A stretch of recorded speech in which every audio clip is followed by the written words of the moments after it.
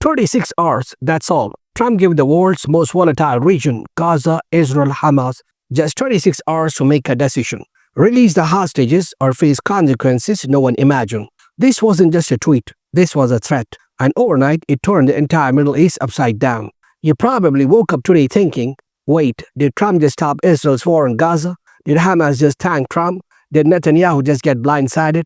This isn't an episode of some Netflix political thriller. This is real life. And today we're breaking it down. Let's start with what we know. Last night, Donald Trump posted on Truth Social, Hamas has 26 hours to release all hostages or else. In Washington, everyone thought, classic Trump, big threats, no follow-through. But within hours, Gaza's skies went quiet. Bombardment stopped. Israeli papers went into meltdown. Netanyahu, the man who's built his entire political career on never blinking, got outplayed. And here's the kicker. Hamas responded. They thanked Trump. They thanked Arab and Muslim countries. They welcomed negotiations, but did not accept all his proposals. That single nuance triggered everything you are seeing now. See what you and I weren't told. The original ceasefire proposal wasn't Israel's. It was drafted by Arab and Muslim nations. Qatar, Saudi Arabia, Jordan, Indonesia, Pakistan. They handed it to Trump. He liked it. His administration liked it. It was supposed to end the war, release hostages, and get Israeli troops out of Gaza. But then Netanyahu, he added his own edits, big ones, the kind that turned a peace deal into an insult. Israeli troops would stay inside Gaza. The corridor would slice Gaza in half. Israel would decide unilaterally when to leave. Could be 50 years, could be never. Basically, Gaza becomes a permanent occupation zone. And that's what Hamas rejected. So Hamas didn't say no to peace. They say no to being humiliated. But Netanyahu spun it as Hamas rejected Trump's deal. Now we have a green light to destroy Gaza. Except Trump flipped the script. He tweeted Hamas's entire statement verbatim and told Israel, stop bombing, full stop.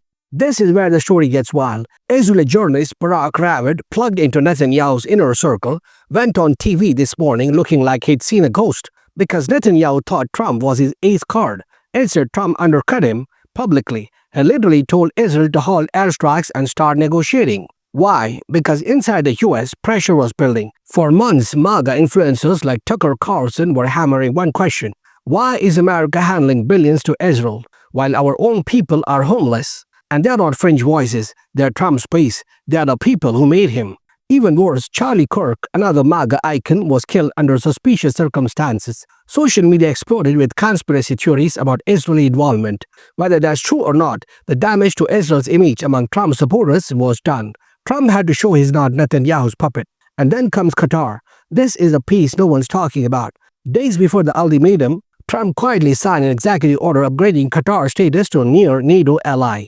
Translation, if you attack Qatar, America treats it like an attack on itself. Why? Because Hamas's leadership lives in Qatar with US and Israeli permission, precisely for negotiations. Qatar's demand was clear. Stop Israeli attacks on our soil. Guarantee Hamas leaders' safety while talks happen. Trump gave them that guarantee. Israel had to apologize for a recent strike. Qatar got its security, Hamas got its safety net, and Trump got leverage. In one move, Trump locked Israel out and pulled Hamas in. The war stopped, at least for now. Not because of bombs, but because of backroom deals. That's the real story. But let's be clear, this isn't some heroic Trump saved the Middle East moment. Nobody's won. Not Israel, not Hamas, nor Trump. Gaza is in ruins. Hamas is weakened. Israel's global reputation is collapsing. The Arab states are furious that proposal was sabotaged. And the US, once Israel's untouchable ally, stood alone at the UN last month. Not one major country backed America's veto on a Gaza ceasefire resolution. Not one. This is a context you're not seeing on cable news. The world isn't just turning on Israel, it's turning on America. And Trump, whatever his motives, just tried to jump off a sinking ship before it drags him down. Now here's why Netanyahu is panicking. His political survival depends on endless war. And Gaza, he needs a new front. Iran, Lebanon, somewhere. Without war, his coalition collapses. Protests resume, and he's out. Trump knows this, but Trump also knows attacking Iran is not a video game. Iran is not Gaza. A regional war would drag America back in. So this 36-hour ultimatum wasn't just about hostages. It was a warning.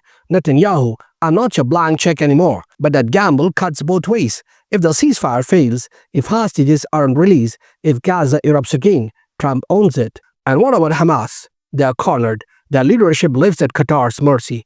Their fighters are decimated. Their legitimacy is questioned even in the Arab world. No elections since 2007. No clear mandate. They need a dignified exit. But Netanyahu won't give it because his power depends on Gaza staying a forever war. And lost in all this are the people of Gaza, families who've lost everything, children who've seen nothing but war. For one brief moment last night, the skies went silent. No drones, no bombs, just silence.